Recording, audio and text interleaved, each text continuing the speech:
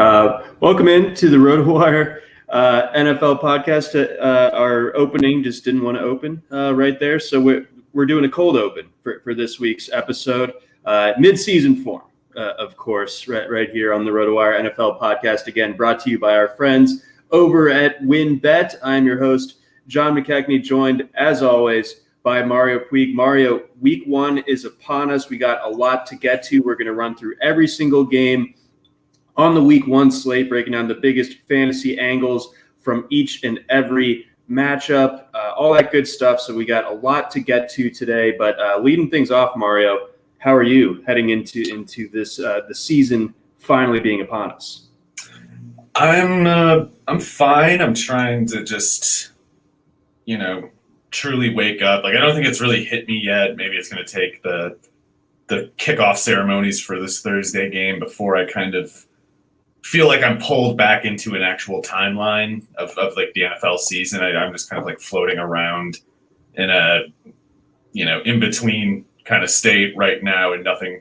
I don't really have any real thoughts. Like, time is too abstract, but I'm hoping I can kind of feel like I'm back in the real world, in a few hours here.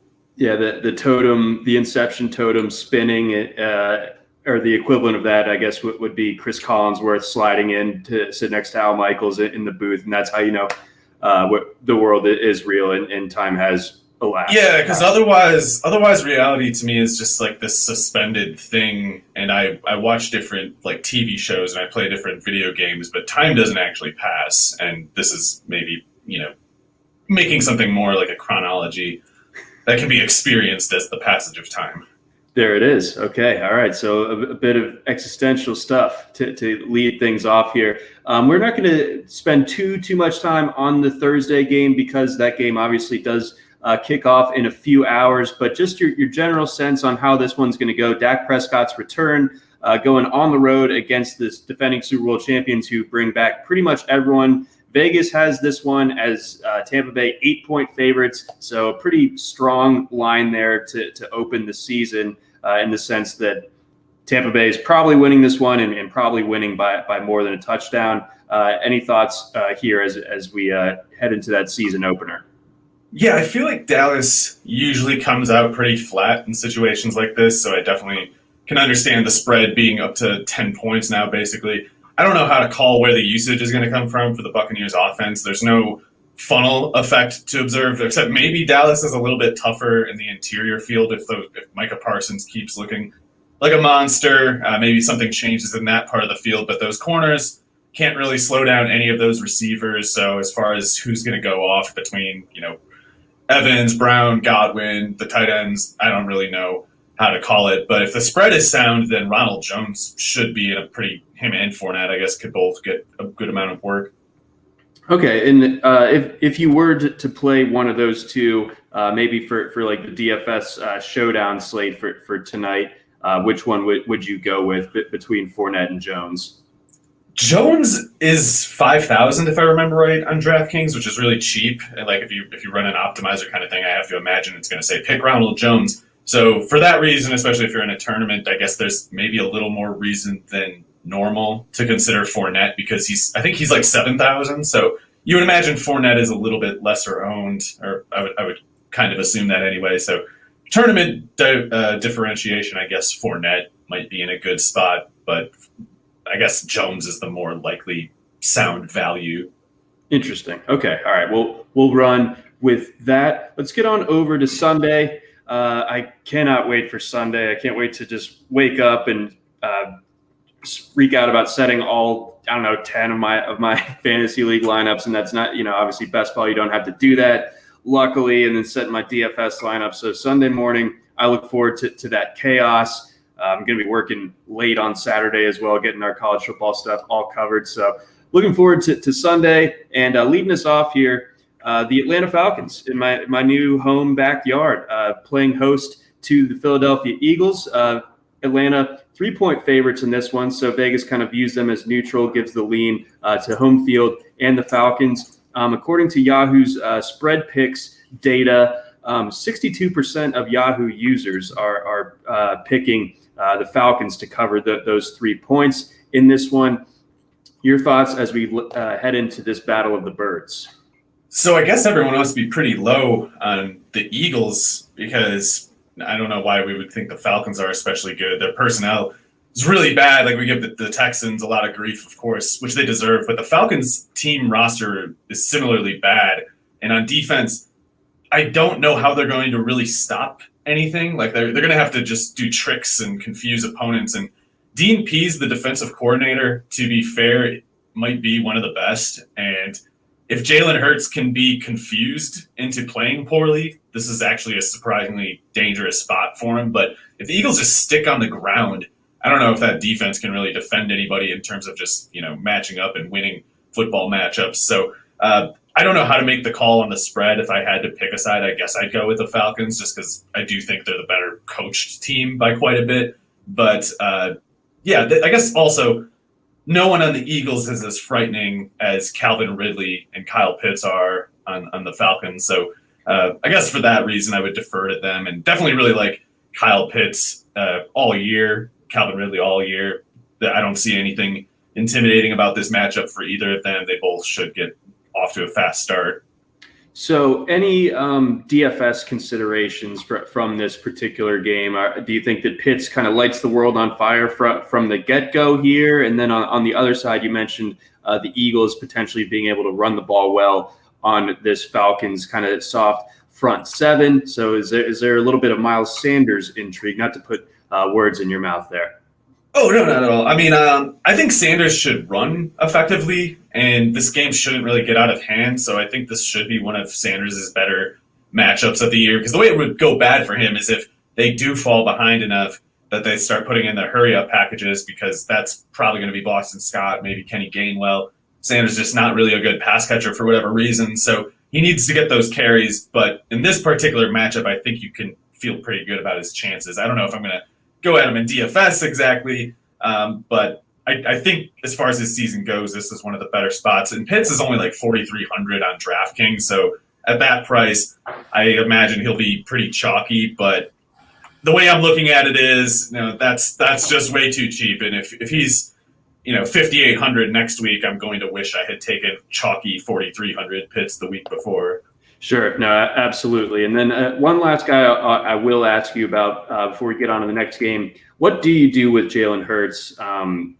Would you start him in a season-long league if he's your QB1? Say you had some version or some quarterback tandem of, say, Jalen Hurts and a Kirk Cousins who's going on the road against the Bengals, that type of roster construction.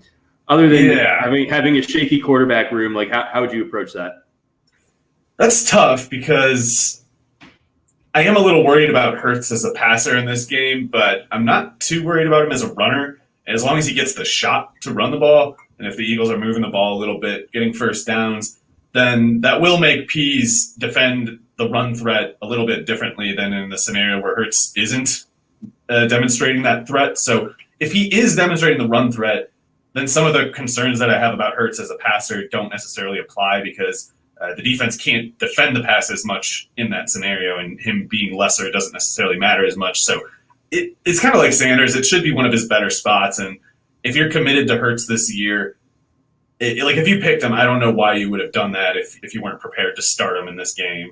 Well, I'm the guy that got caught with red-handed or I was just price enforcing basically on Hurts in the stake league auction and got stuck with him. Well, that's a little bit different of a scenario. But, I mean, I do like the spot for Cousins enough if the weather is fine. Not that I have any reason to believe it's bad. It's just, it's on the road. It's in Cincy. It's not quite as automatic as if they're at home. So on paper, that's a great spot because the Cincinnati defense is not – there's not really any reason to think it'll be better than last year. It might be worse than last year. And if the Bengals are throwing enough passes, running enough plays – the Vikings might run more plays than they normally would. And as long as Cousins gets to like 32 pass attempts, he's probably not hurting you.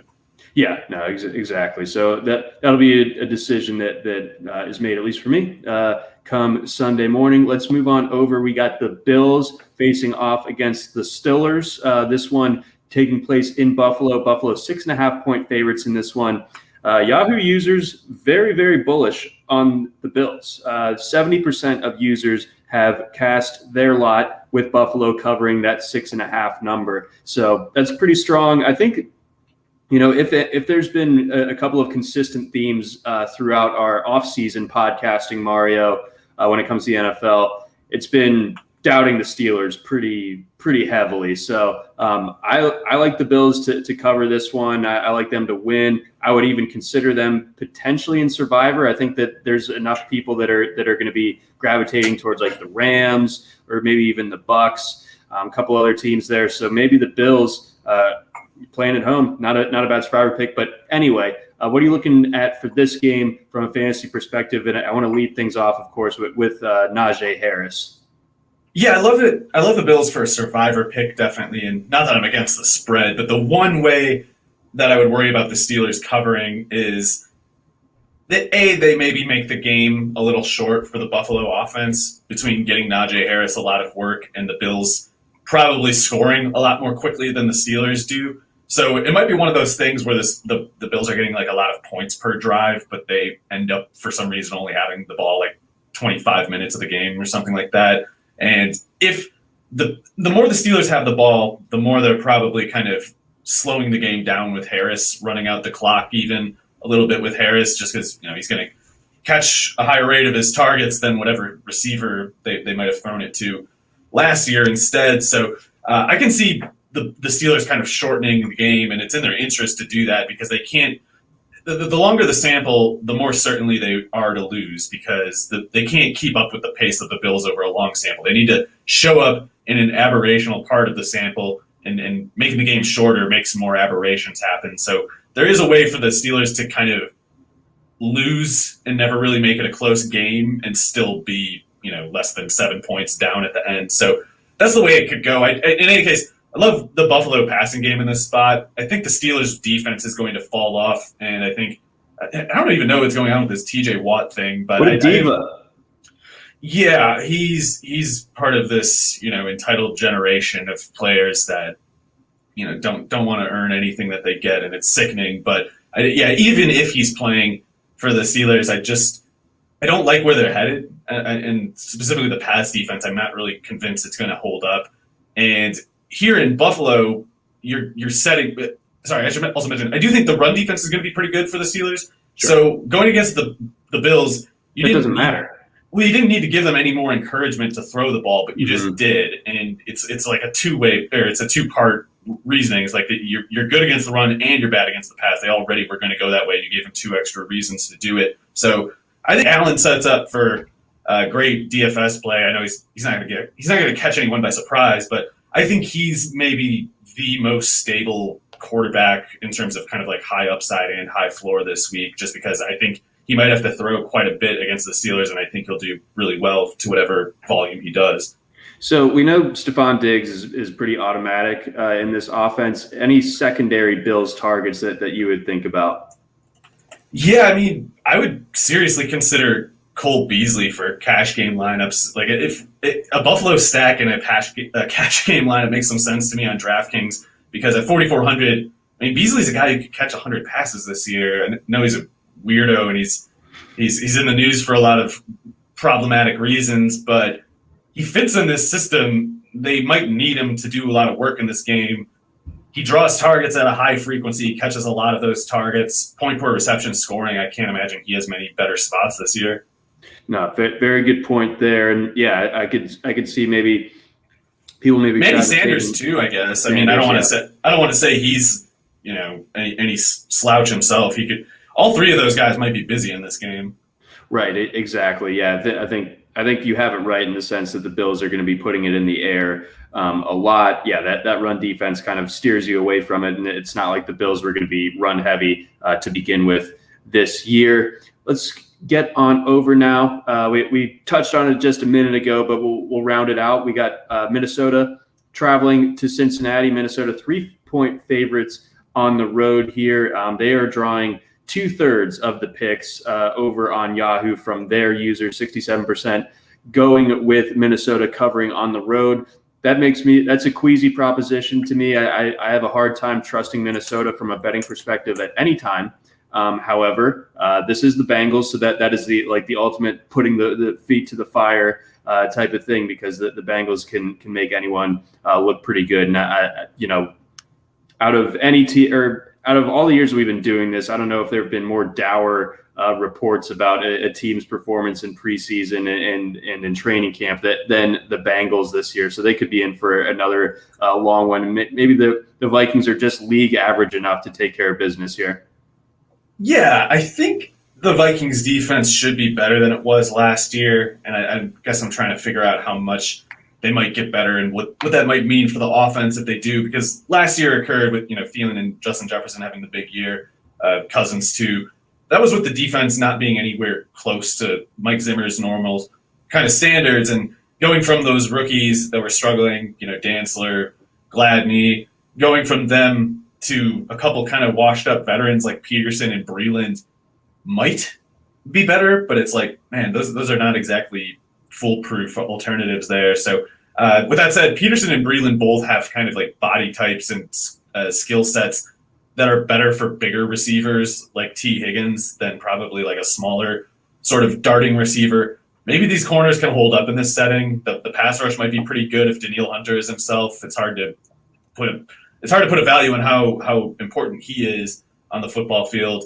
They got Sheldon Richardson coming off the bench at tackle, so there could be some firepower in that pass rush again. And if there is, that would be the way it goes, especially badly for Joe Burrow and his pass catchers, of course. So when you look at something like Dalvin Cook, who I imagine is going to be pretty chalky for obviously good reasons in DFS, I think the odds of his volume being there the way we want it to kind of depends on how well that Bengals offense holds up against that pass rush, because if they get clobbered, it's not like the Vikings want to give Dalvin Cook 30 carries in week 1 against the stupid Bengals. Like they'd rather get a win with Cook getting 15 carries than 30. So if the Bengals show up flat, I worry about Cook being like more dependent on the big play. But of course, in DFS or whatever context, like he gets those big plays as reliably as anybody. So it's the logic is definitely there. The only question is like how unavoidable is Cook in your lineup construction this week, really?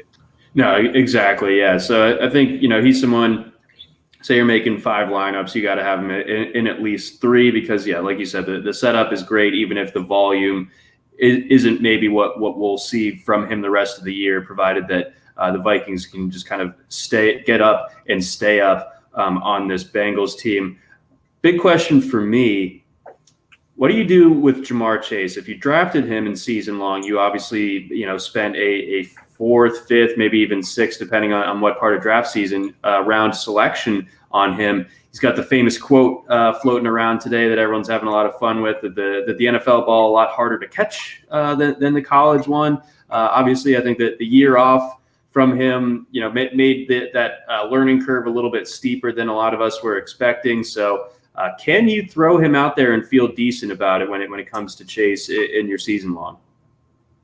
I think you generally want him out there, especially in point per reception. It's not good the way his offseason has gone, and there's, even if he had a unremarkable preseason and training camp that mostly went well, there would still be the reason to worry about the opt-out season and how long it might be. Like it might be unfair to expect Chase to be good right away. I don't really even know how to figure out a reasonable expectation for him. But they should need to throw the ball a lot. They should need to throw the ball 40 times in this game, so 35 at least. So you're talking a certain pass attempt volume for Burrow. It doesn't really even matter how bad we think Chase might play in the game, because if he gets 9 targets, he can play poorly and still catch 5 or 6. And in PPR, you don't really want him on your bench when that happens. So particularly with most or all of his owners having paid a lot to get him, they really might want to just kind of, cross their fingers and put him out there. Yeah, just go ahead, lean into it. All right, so we are about to move on, but before that, quick word from our sponsors. All right, let's jump back in. We got the Niners going up against Detroit on the road. Detroit catching 7.5-point favorites. or 7.5 point underdogs at home. San Francisco giving 7.5 in that one. Feels like pretty steep. I feel like the Lions could come out and play spirited, their first game under a new coach, new quarterback. And, this is a 49ers team that I think it is very good, but I think with Jimmy Garoppolo, trusting them to win by more than a touchdown on the road in the opener might be a bit rich of an ask. I know that 49ers are also pretty popular in Survivor, but I think I would hold off on going with a road team Survivor week one, especially with, fans coming back into the stands. We'll see how that all goes. But what's your read on this game? Yeah, I don't want to pick the 49ers to cover. I guess I expect them to win, but yeah, I'm not so convinced that it happens that I want to make that a Survivor pick either. I'm pretty worried because if the 49ers need Garoppolo to do something, they're in danger, and they might need him to do something on the road against a Lions team that might not be good. Like, it probably won't be good, but we don't know what they're going to look like, and it's easier to get by, before teams have tape on you.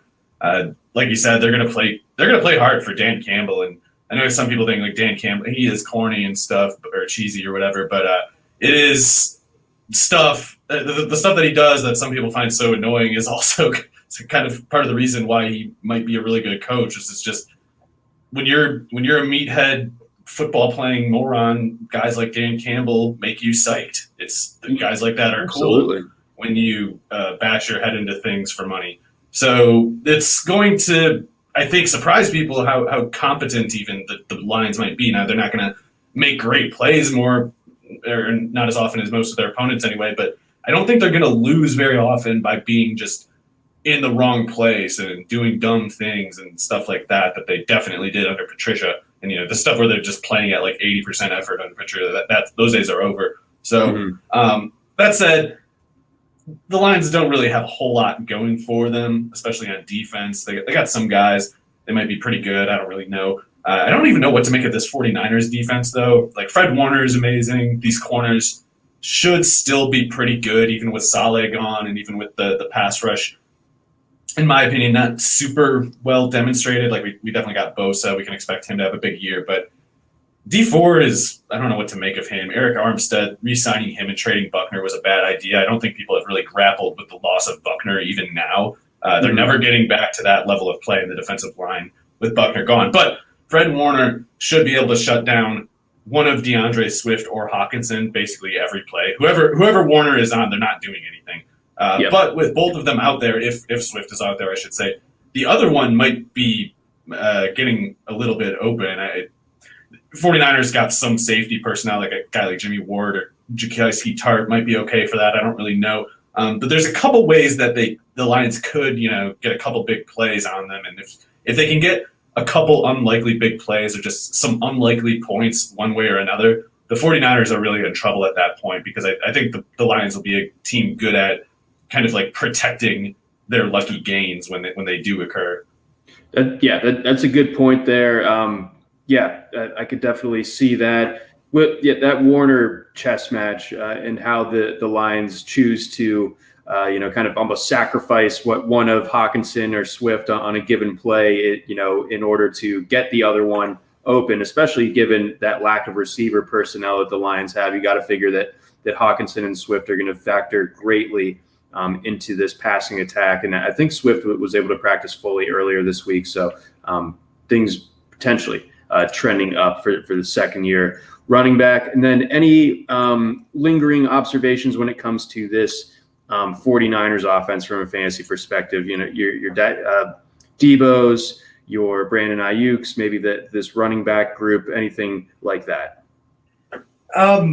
I don't know how to make the call on the running backs. I don't know if I will feel like approaching them all year, unless someone gets hurt. I mean, in the meantime, I guess I can't really make an argument against Sermon or Mostert. Like, the big play could be there. That's what they're dependent on. As long as you're cool with that, I don't really have an argument against it. But, I think Kittle, even with Garoppolo out there, Kittle is, I think, locked in. He's Jimmy-proof. Don't know if the receivers that's quite the same, but there's not great corner personnel with the Lions anyway. So all those pass catchers, I guess, look about as good as you can reasonably ask. Okay. All right. That all checks out as well. So it'll be interesting to see how this group of pass catchers, just because of how banged up and at different times banged up that group was a year ago. Yeah. How did those three, the big three there in the passing game, coexist? Can Mostert stay healthy? There's a lot of pieces that are interesting in San Francisco. It just doesn't feel like we've seen them all together on the field since 2019. And obviously Ayuk was a rookie a year ago. So how it all gels will be very interesting. And it starts Sunday in Detroit. And the 49ers, for the record, catching 77% of the picks over in Yahoo. That's heavy. I would like Detroit go against the field, a little bit of differentiation in my spread picks pool there. Let's go Tennessee, Arizona. Tennessee at home in this one. They're catching 71% of the picks over on Yahoo. 3-point favorites are the Titans. Obviously, this is the beginning of the Julio Jones era in Tennessee. What are your thoughts? I know this is going to be a very chalky game for DFS purposes, and it's pretty difficult to argue against it, particularly if the Cardinals can come out well on offense. They're likely to dictate a very fast pace that the Titans don't normally play in. So if Kyler Murray can get going in this setting, then you have reason to believe that A.J. Brown and Julio Jones might also have basically their biggest games of the year, or among them anyway, because there's not any reason to think these Cardinals corners can do anything about either of them. And the ways that the Cardinals defense might be good this year, I don't know if it really pertains to much of what the Titans threaten, because the way that the Cardinals might be good this year is having kind of an amoeba front defense that's just very big and very fast, but with no one lining up in any predictable way, and kind of just confusing quarterbacks into throwing places that they shouldn't, and guessing wrong about where the blitz is coming from, things like that. But Tannehill in this offense doesn't need to really care about any of that stuff. He's just going off the play action and throwing deep to one of two guys. There's nothing. He doesn't need to guess right where Zaven Collins is going to drop in coverage, because it's not 25 yards downfield, whatever the answer is. So those guys are in a blow-up spot, and everybody knows it. Nothing really to see there as far as a trap, in my opinion.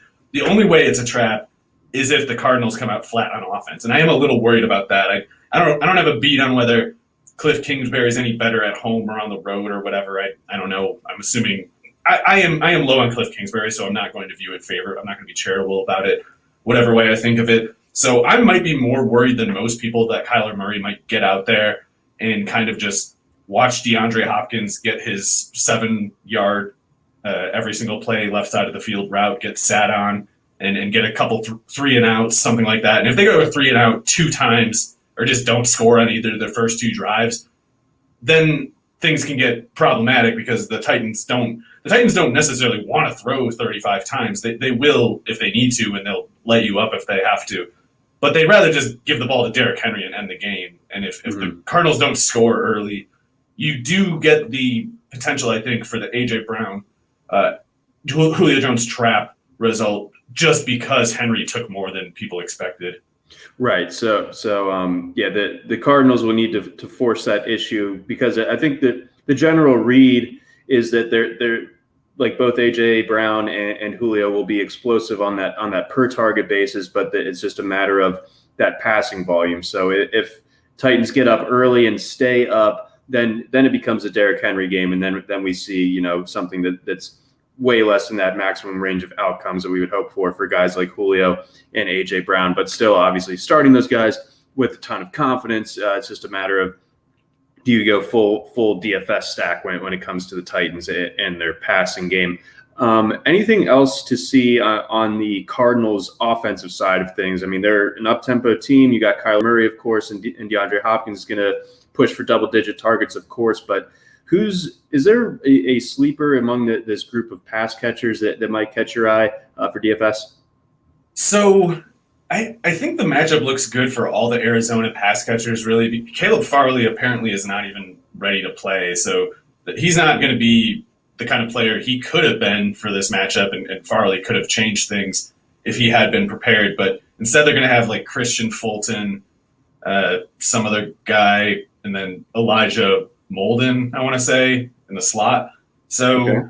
I think Christian Kirk can definitely run past Molden. Rondale Moore, I think, is going to play less than people think and is going to play more outside than people think. He will play in the slot too, but I think he's going to get more outside looks than people think.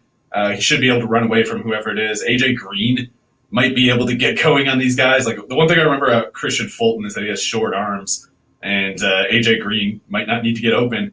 And if he's in single coverage and Hopkins is getting double, AJ Green could end up with some plays. So it is a good matchup for Kyler Murray in the entire passing game. If they manage to disappoint in this spot, it's all on Kingsbury, in my opinion, and there's no particular reason to expect that outcome. I just think it is a little more likely with Cliff Kingsbury than the average NFL head coach. Fair. Yeah, the Cliff has done nothing to really edify any sort of confidence through his first 2 seasons there in Arizona. So the pieces are there. We'll see if they can get them to work there on the road in Tennessee. Before we get on to our next game, a couple words from our sponsors. Leading things off, our friends over at WynnBET. There's one thing we appreciate here at RotoWire. It's making good decisions, and even more so, making the right decision. Listen up, folks. I have an incredible offer for you with RotoWire's newest partner, WynnBET, the premier digital casino and sportsbook app. WynnBET is now the exclusive sponsor for RotoWire's fantasy podcast. WynnBET brings you all the latest action with a user-friendly interface, moneyline bets, boosted parlays, over-unders, round robins, live betting, and so much more at your fingertips. And if you want to break from sports betting, head into WynnBET's digital casino, take a spin on roulette, double down in blackjack, slam the slots, or try your hand at Baccarat. WynnBET is currently available in 6 states: Colorado, Indiana, Michigan, New Jersey, Tennessee, and Virginia, while rapidly expanding. At WynnBET, the possibilities are limitless. WynnBET is currently offering all RotoWire listeners a risk-free bet up to $500 on your first wager. Download WynnBET now. That's WynnBET. WynnBET, the exclusive partner for RotoWire's fantasy podcast. We also got a message from our friends over at Fantasy Stand.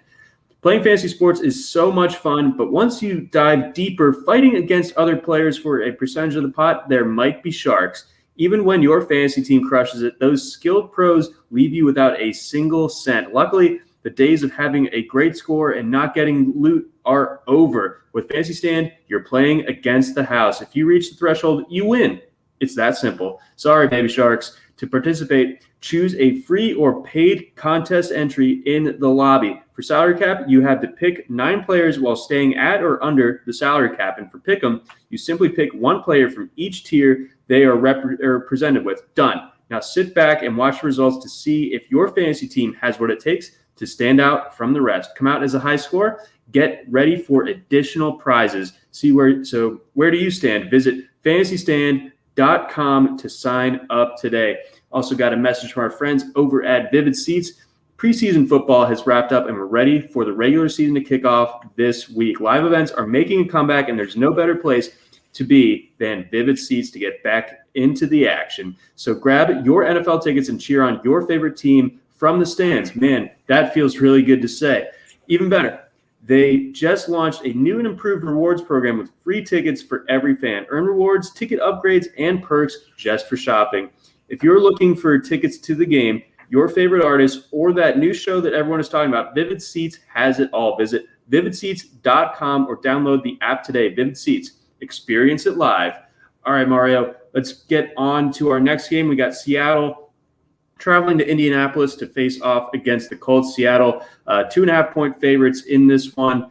Indianapolis, a team that is, I'm not totally sure what their future plan of the future is. They keep doing these stopgaps at the quarterback position, obviously with Phil Rivers. You know what their plan for the future was, John? Get Chris Ballard an extension. That's what their plan was. Chris Ballard was just like, hey, I'm not going to try to draft a quarterback. You guys are going to say that I need to get fired if he sucks. So instead he traded for Carson Wentz, got the contract extension, and now what does he care? They let them suck. He's going to get paid either way. That's 3D chess right there from protecting your own. That's good management. That's good. Yeah. Anyway, they're a very weird team right now, and I guess not that the Seahawks are exactly normal, but they seem to be more where they expected to be all this time. This is so this starts up as a weird matchup. Maybe this is some old scar tissue coming from me, but I remember a couple of years ago, Seattle had what looked to be like the chalkiest survivor opener against Cincinnati at home the year that Cincinnati played poorly enough to end up with the number 1 pick, and they almost blew that one. So like I have serious trust issues with Seattle dating back 2 years ago, and I probably had some beforehand. Whether that should have any bearing in this game, that's dubious, but that's how my brain works, sorry to say. So I can't really trust Seattle from like a survivor perspective necessarily. I know that they're catching a little bit of traction on that end of things. If I'm putting in bets specifically for this week, this is a game that I'm staying away from for the most part. I expect weirdness on both sides. I do expect, though, overall Seattle to come away with the victory. So I guess I would, at 2.5 points, end up laying that if I had to.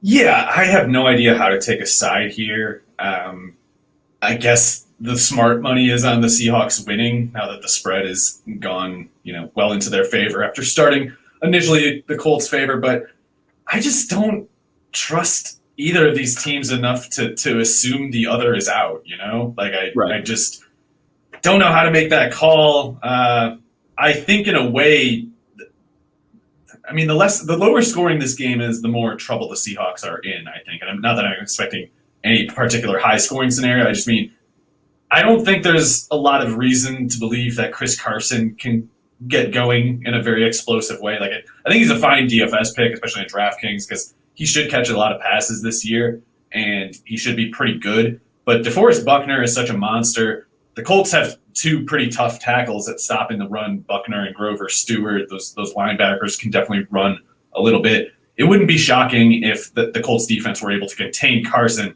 and force Russell Wilson to get going in the intermediate and downfield as a passer. And at that point, that's not a given exactly either, because first of all, the Colts pass rush might be pretty decent. Like, Buckner's a monster against the run, but he's also a monster against the pass. And Kwity Paye, if you're putting him in a single blocker every time, and if Russell Wilson's taking 3.5 seconds to get rid of the ball, he can get hit that way. So that, and Xavier Rhodes, I know he was a bum for the Vikings, but in this particular scheme, he can probably be a little bit of a deterrent to DK Metcalf, because all that they have to have him do at corner really is play the sideline and vertical. And Xavier Rhodes is a big guy who is fast, if nothing else. So he has some of the traits, the most likely traits anyway, to slow down a player like Metcalf.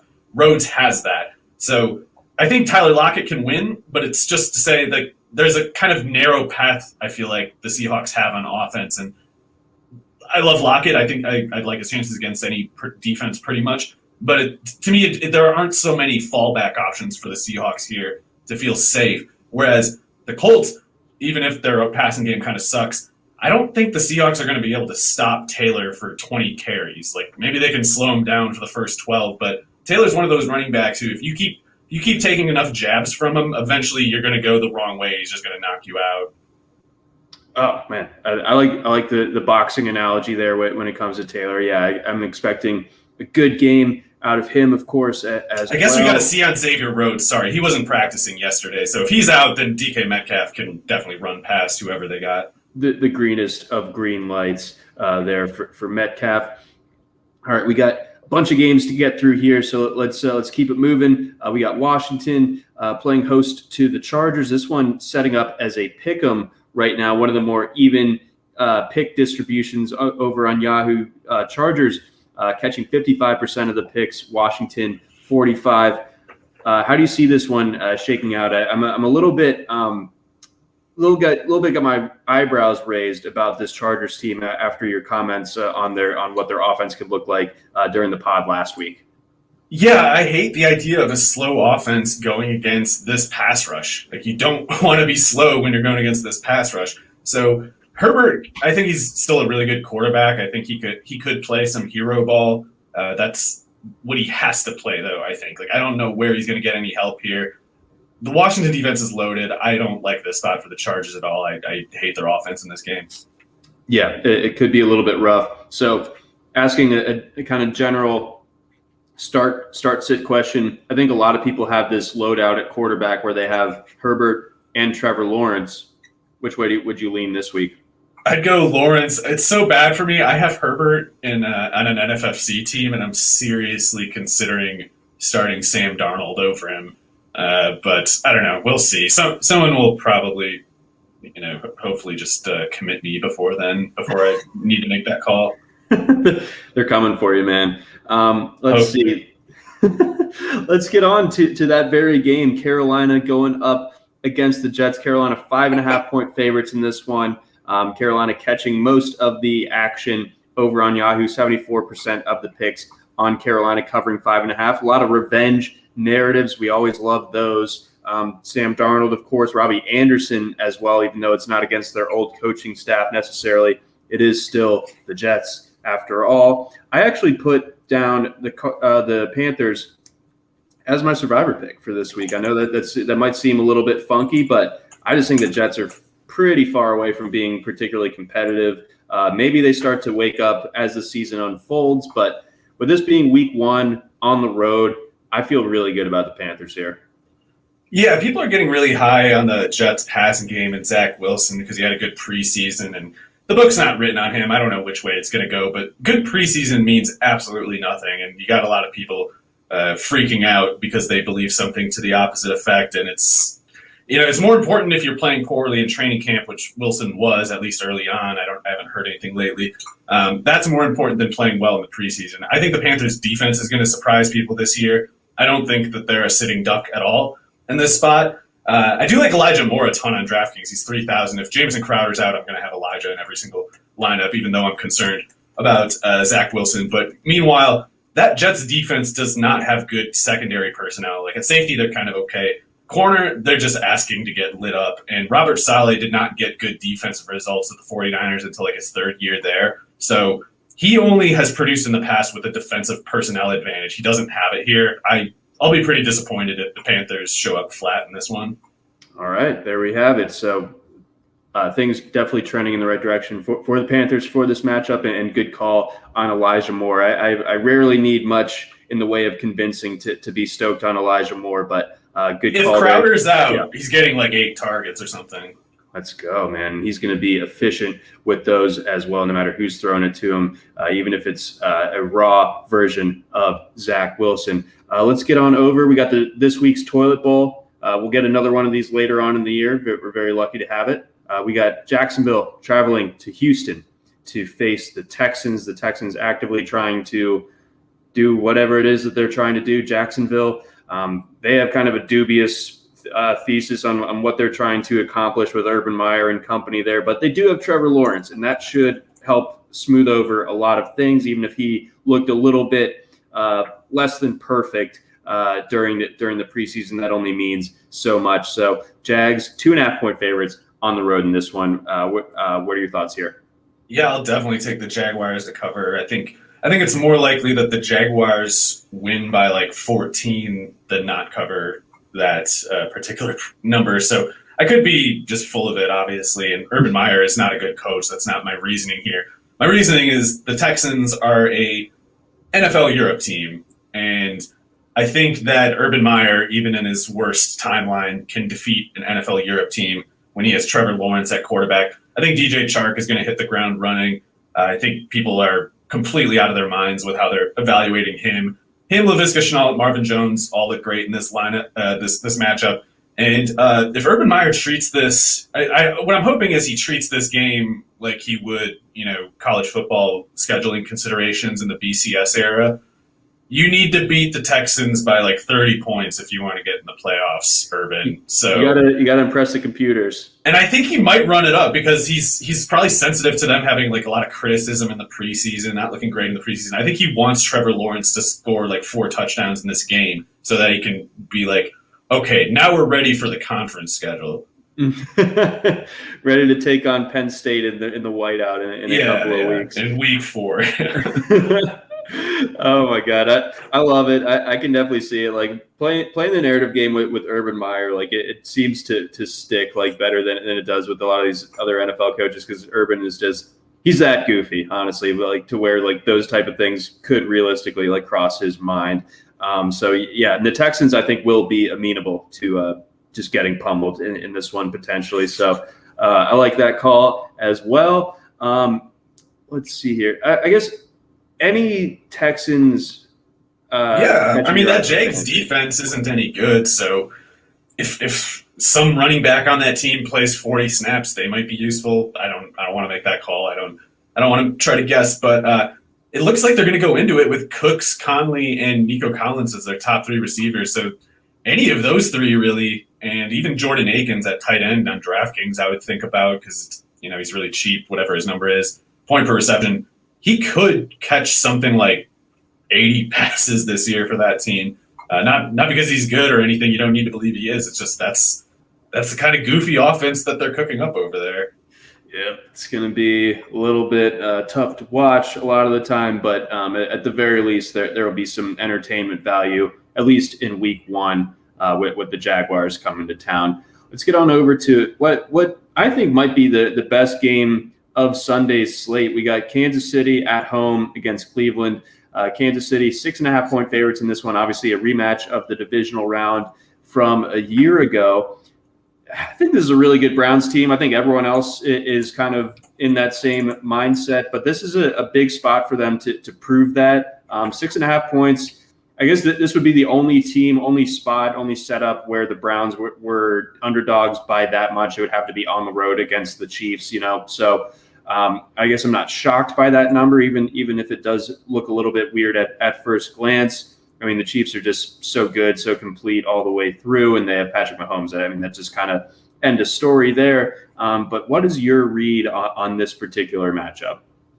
So I don't know what I think, to be honest, because it's hard for me to imagine this Browns defense, especially. Like, it should be good, and getting that Northwestern corner, getting him there to run opposite Denzel Ward, that gives him speed on both sides. Greedy.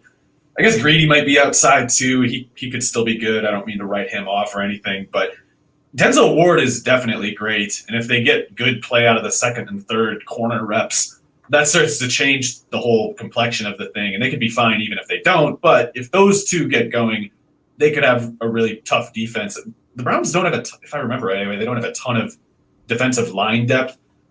So I don't personally anticipate them having a pass rush, anything close to like Washington's, for instance. But it should be pretty good, and it should be like gap sound, and they could be tough against the run. I don't know what to make of John Johnson exactly, but he'll presumably help. So there's a lot that could go well there, but I'm not as high on the Browns coaching as most people, so I'm a little skeptical of whatever optimistic line of reasoning. And if they do fall behind enough, let's say if they fall behind like more than 6 points, they're in big trouble, because I think they can catch back up if they're disciplined enough to just keep running the ball with Chubb. But if they put in a game script where Baker Mayfield just needs to go 4 wide and play catch up with Pat Mahomes, they're going to get buried, because Baker Mayfield is not that kind of quarterback.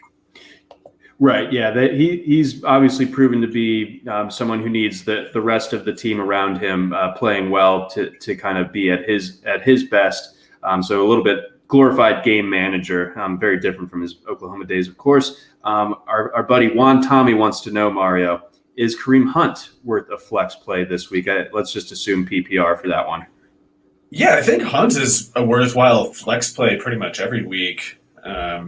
He's got a role there, and I guess regardless of the script, really, I mean, even when the Browns are winning, I think Hunt is a viable flex play. And if they're losing, you could, I guess, think it's more likely that Hunt gets targets than in the prior scenario. So I guess we'll see. I mean, maybe they don't pull Chubb when they go hurry up. That would be great news for Chubb investors. Probably put him in the top 5 map. But last year, and generally they tended to go to Hunt when they go hurry up.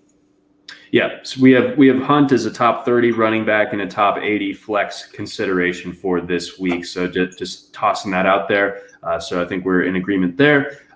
Let's keep things rolling.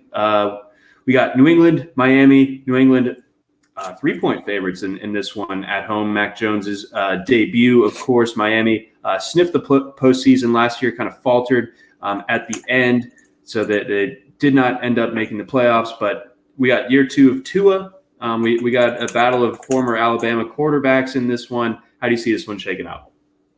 It could be pretty ugly, playing in Foxborough. That definitely makes it tougher for the Dolphins offense. I think the Dolphins defense will show up to play, and it'll be a pretty stern test right off the bat for Mac Jones. Like I expect Josh McDaniels to have a pretty sound game plan arranged. Like I think he won't put Mac Jones at too much exposure risk, but it still could be a game where Jones kind of struggles to, get big plays. Like I can see them moving the chains a decent amount, avoiding turnovers, stuff like that. But A, that's not a given, and B, I just don't think the wide receiver personnel is good enough in this offense to really give Mac Jones a good matchup here, especially against corners like these. Jacoby Myers should be fine. I mean, if there's a weak spot, it probably would be the interior corner play, because outside you got Xavier Howard and Byron Jones. I don't think Aguilar is beating either of them. I don't think Kendrick Bourne is beating either of them. But Jacoby Myers running, especially with that full assortment of pick routes and all that they've used over the years with Edelman and whoever their slot receiver has ever been, Myers gets the benefit of those, so he should get usage. I'm just kind of skeptical that they, put points on the board, because when they get that close, the slot option doesn't quite play as well as it would in the first 80 yards. So Jonnu Smith, Hunter Henry, Damian Harris, they need to step up in that part of the field. That's where Ramondre Stevenson comes in, man. Oh, yeah. I mean, anybody in that part of the field that could step up, if they can get them to the end zone, that's how the Patriots really win this one, I think. But in the meantime, I don't know. That Dolphins defense could be really tough, and they're confusing too. Like they have some pretty ambitious coverage schemes. So Jones is gonna have some help with McDaniels, I think, but he's also going to need every bit of it.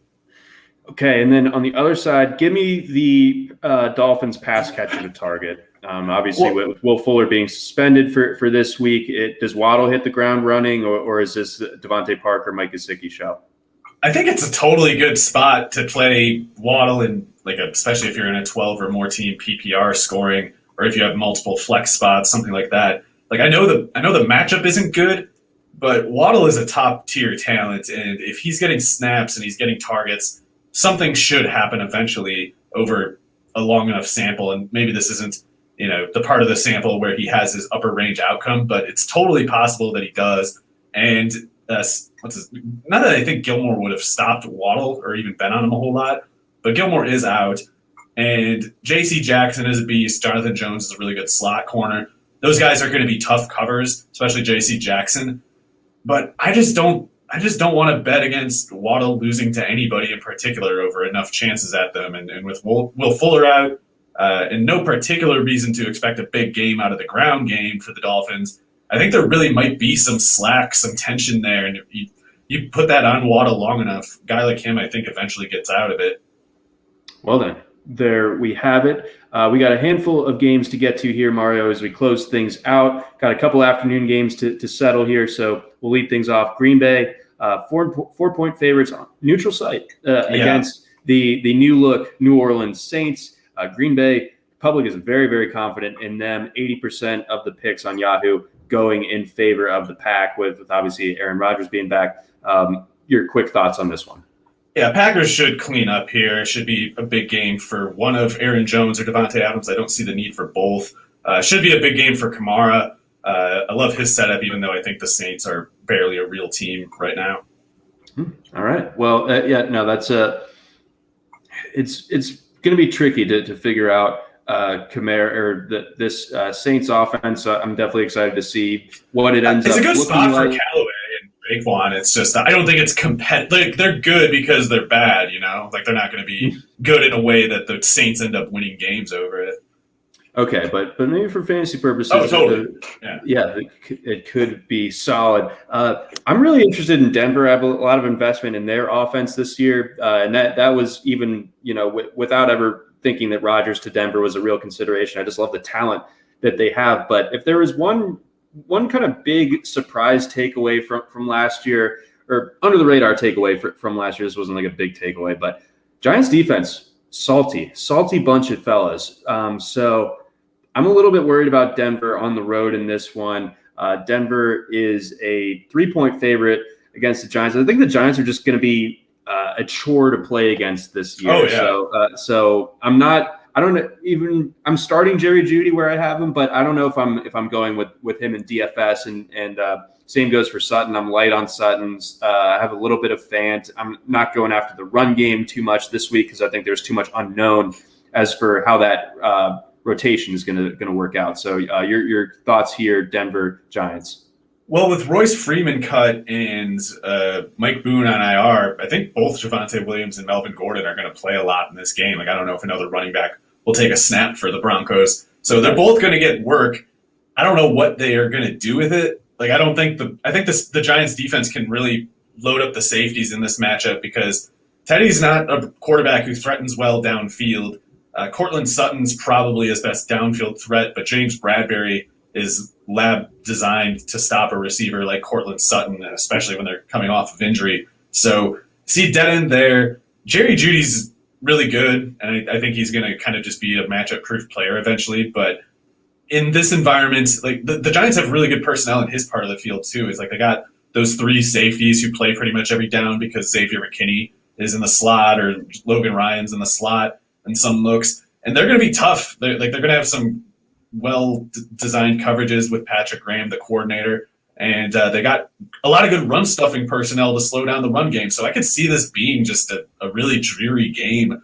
I don't know who wins. It probably comes down to sack, forced fumble, turnover, interception, something like that.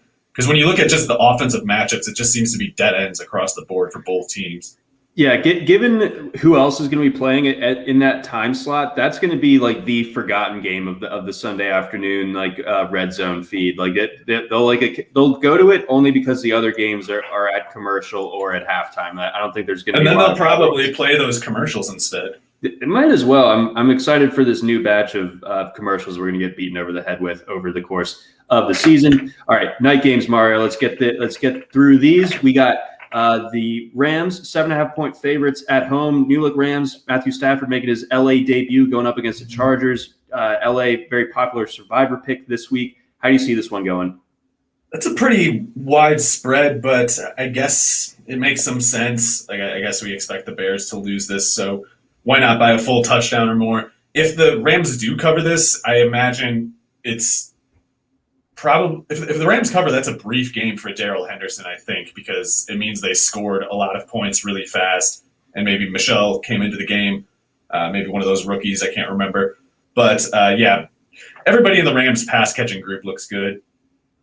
Yes, green lights there, and then with the Bears, obviously you're starting your Montgomerys and your Allen Robinsons of the world. Robinson could be a tough matchup, of course, against Jalen Ramsey, but I don't think there's much else to see. I think if you're a Mooney investor, this is not the week to deploy him, that kind of thing. But otherwise, I do expect that the Rams to maybe atone for that famous Sunday night game from a couple years ago in 2018 when the Bears just kind of exposed the Rams and maybe even set up the blueprint for what was ultimately the Rams' demise in the Super Bowl. Last game here, Mario. First game at the new Raiders stadium that also will have fans in it. So that I think it's going to be an electric atmosphere. There's been zero good news out of Ravens camp, basically the entirety of the preseason. So I'm not sure about the Ravens covering 4.5 on this one. I think the Ravens win, but I think it's real close. I think it's an uncomfortable game. I guess I'm just too much of a Lamar truther, but I'm just not worried. I think he's going to light them up. I think they're going down hard. Marquise Brown, knock on wood, has been practicing for almost 10 days now. If you have Marquise Brown, Mark Andrews, and Sammy Watkins out there, Devin Duvernay, Raiders are getting annihilated, in my opinion. Well then, all right. Well, I would certainly take that, but as the unbiased analyst here, put that hat back on.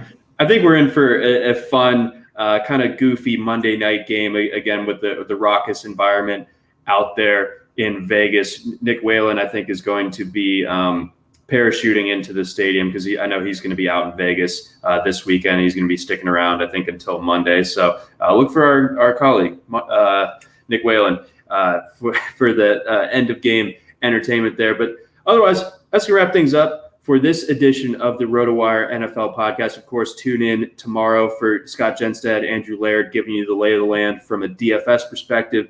But again, for Mario Puig, I'm John McKechnie. Thank you for listening to the RotoWire NFL podcast, brought to you by our friends over at